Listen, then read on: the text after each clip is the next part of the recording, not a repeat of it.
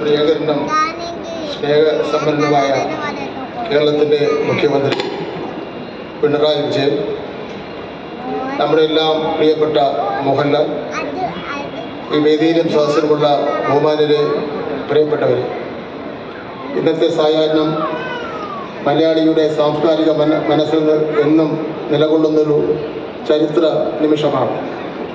രാജ്യത്തെ പരമോന്നതമായ ചലച്ചിത്ര ബഹുമതി ദാദാസാഹിബ് ഫാൽക്കെ പുരസ്കാരം മലയാള മണ്ണിലേക്ക് മലയാളിയുടെ സ്വന്തം ലാലേട്ടന് വഴിതിരിച്ചു വന്നിരിക്കുകയാണ്. വാനോളം മലയാളം ലാൽസലാം കേരളം ശ്രീ മോഹൻലാലിന് നൽകുന്ന നന്ദി പ്രകാശനം കൂടിയാണ്. 4 പതിറ്റാണ്ടിലേറെ നീണ്ടുനിന്ന പ്രകാശമുള്ള കലാജീവിതം മലയാളത്തിലേക്ക് മാത്രമല്ല 5 ഇന്ത്യൻ ഭാഷകളിലായി സിനിമാറ്റിക് അത്ഭുതങ്ങൾ സമ്മാനിച്ച യാത്ര, 2 പത്മ പുരസ്കാരങ്ങളുടെയും 5 ദേശീയ ചലച്ചിത്ര അവാർഡുകളുടെയും അംഗീകാരങ്ങളാൽ ഉയർന്നിരിക്കുന്ന മഹത്വം. എന്നാൽ ഇത്രയൊക്കെ വിജയങ്ങളുടെ മുകളിലും മലയാള മനസ്സിൻ്റെ ഹൃദയത്തോട് ചേർത്ത് നിൽക്കുന്ന ജനങ്ങളുടെ സ്വന്തം ജീവിതാനുഭവം ആയിരിക്കുന്നു മോഹൻലാൽ.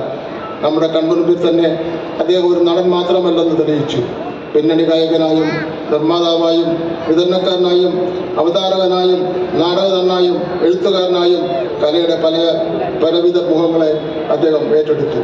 പൂർണ്ണ നടൻ എന്ന് നമ്മൾ വിളിക്കുമ്പോൾ അത് വിശേഷണം മാത്രമല്ല, തലമുറകൾ അംഗീകരിച്ച സത്യം കൂടിയാണ്. 1978 തിരുനോട്ടം എന്ന ചിത്രത്തിൽ തുടങ്ങി വന്ന കലാജീവിതം 1980 മഞ്ഞിൽ വിരിഞ്ഞ പൂക്കൾ വഴി മലയാള സിനിമയുടെ വാതിലുകൾ യഥാർത്ഥത്തിൽ തുറന്നപ്പോൾ ഒരിക്കലും അദ്ദേഹം പിന്നോട്ട് നോക്കിയിട്ടില്ല. തുടർന്നുണ്ടായ പ്രവർത്തനങ്ങളുടെയും വേറിട്ട തിരഞ്ഞെടുത്ത കഥാപാത്രങ്ങളിലൂടെയും കലാപരമായ വെല്ലുവിളികളെ ഏറ്റെടുക്കുന്ന ധൈര്യത്തിലൂടെയും മോഹൻലാൽ മലയാള സിനിമയിലെ ഒരിക്കലും ഒഴിവാക്കാനാവാത്ത മുഖമായി മാറി. ഗൾഫിലെ തൊഴിലാളികളിൽ നിന്ന് നാട്ടിലെ സാധാരണ കുടുംബങ്ങളിലേക്കും നഗരത്തിൽ നിന്ന് ഗ്രാമത്തിലേക്കും അദ്ദേഹത്തിൻ്റെ സിനിമകൾ ജീവിതത്തിൻ്റെ യാഥാർത്ഥ്യങ്ങളായി മാറുകയാണ് ഉണ്ടായത്.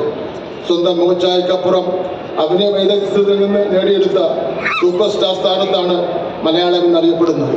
മോഹൻലാലിൻ്റെ ജീവിതത്തിൽ നിന്നും കലാപ്രവർത്തനത്തിൽ നിന്നും നമ്മുടെ യുവതലമുറയ്ക്ക് പഠിക്കേണ്ട ഏറ്റവും വലിയ പാഠം കരുത്ത് കഠിനാധ്വാനത്തിലാണെന്നും സൃഷ്ടിയിൽ സ്ഥിരത വേണമെന്നുള്ളതാണ്.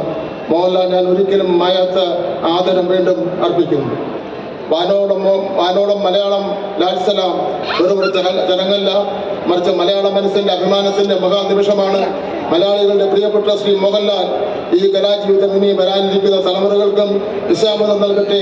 കേരളം എന്നുമെന്ന അഭിമാനത്തോട് ജനിച്ചു നിൽക്കട്ടെ എന്ന് ആശംസിച്ചുകൊണ്ട് എൻ്റെ വാക്കുകൾ അവസാനിപ്പിക്കുന്നു. നന്ദി, നമസ്കാരം.